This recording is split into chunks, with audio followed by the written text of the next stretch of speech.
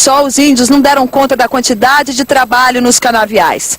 Nos engenhos ou nas missões, eles morriam aos milhares por causa das doenças trazidas pelos europeus. Os grupos de indígenas que conseguiam escapar disso, quer dizer, que não haviam sido convertidos ao cristianismo, nem sido escravizados nos engenhos, esses grupos começaram a se retirar para o interior do país. Alguns desses grupos, ou muitos desses grupos, habitam hoje a Amazônia. No século XVI, eles viviam no litoral do continente. No final do século XVI, os engenhos já davam grandes lucros com a produção de açúcar. Enquanto isso, os jesuítas exigiam atitudes das autoridades coloniais para acabar de vez com a escravidão indígena. O contexto era perfeito para que o tráfico de escravos africanos, que ainda pequeno, se transformasse em mais uma grande fonte de lucro para o comércio colonial português. Foi assim que a onda mercantil e escravista firmou no litoral da América Portuguesa. A região Nordeste foi o ponto de partida do nosso Brasil de hoje. As cidades de Recife e Salvador se tornaram portos importantes para a exportação do açúcar. Era ali também que chegavam os escravos africanos e os produtos europeus. Todo esse comércio era canalizado para Lisboa. Dali, o açúcar brasileiro era redistribuído para toda a Europa.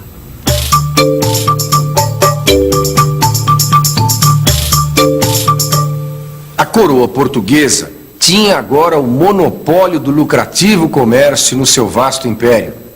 A nova colônia do Brasil, mesmo sem metais preciosos aparentes, cumpria seus objetivos. O pacto colonial uniria metrópole e colônia por mais de 3 séculos. Veja aqui os principais aspectos do pacto colonial.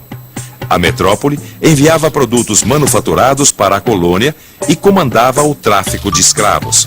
Já a colônia era obrigada a comercializar toda a sua produção de gêneros tropicais apenas com os representantes da metrópole.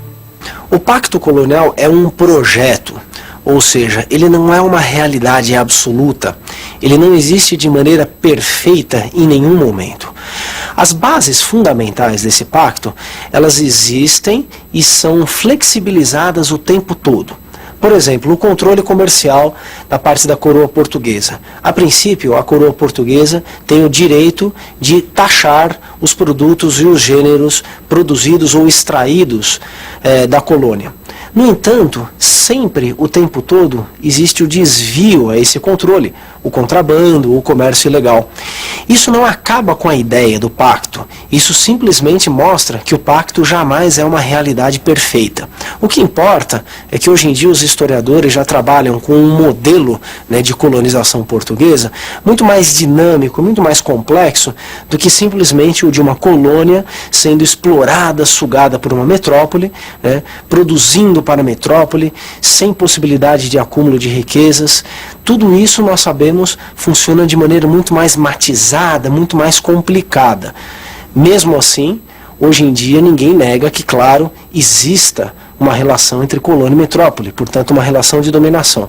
Repito, o pacto é um projeto, ele é um modelo que não existe de maneira perfeita na realidade histórica.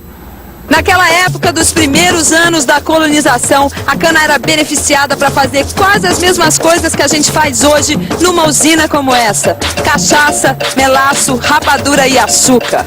É claro que os engenhos daquele tempo não tinham essa tecnologia toda, mas mesmo assim eles prosperavam.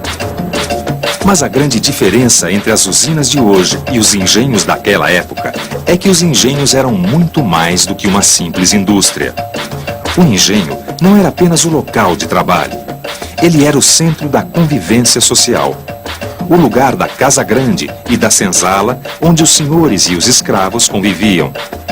O engenho foi o berço da mistura de raças. O lugar onde se aplicava a lei, onde se praticava a religião e onde vivia a família do Brasil colônia.